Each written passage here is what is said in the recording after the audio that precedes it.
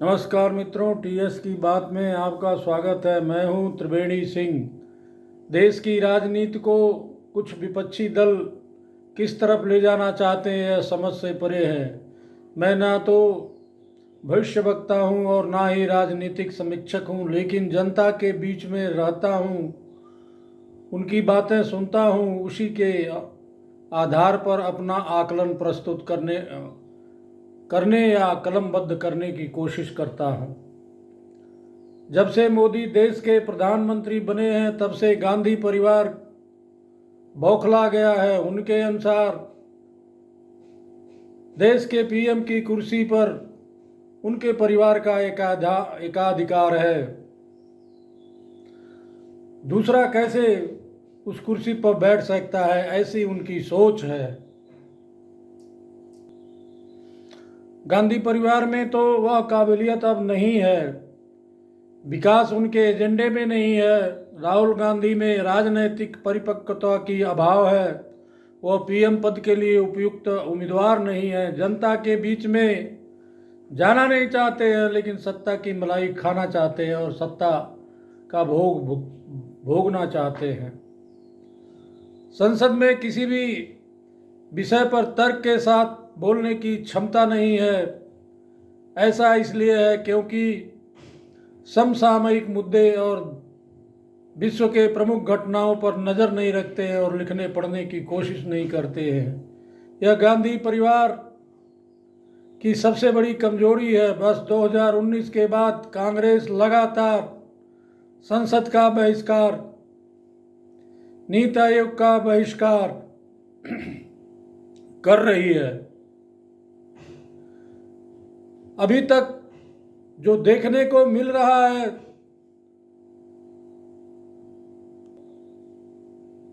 उससे पीएम मोदी को या उनके पार्टी को कोई नुकसान नहीं हो रहा है। उसी तरह से कांग्रेस या अन्य विपक्षी दलों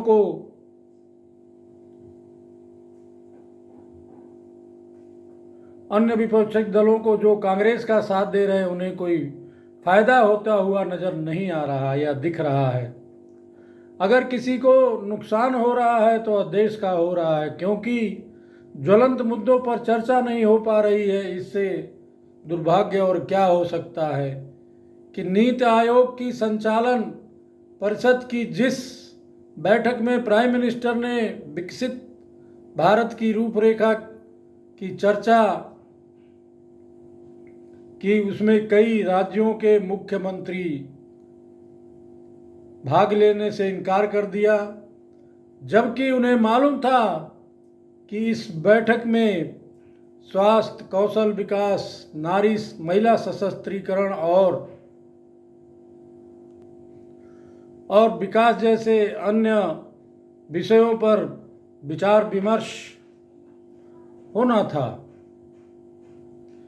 विकास के मामले में दलगत राजनीति की प्राथमिकता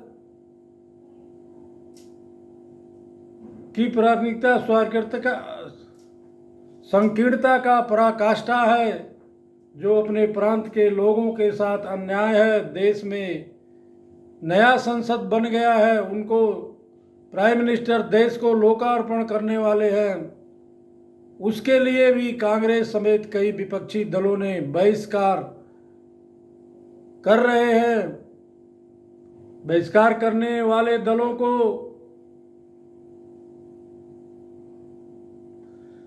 मालूम होना चाहिए कि जो काम मोदी के एजेंडे में है वह रुकने वाला नहीं है।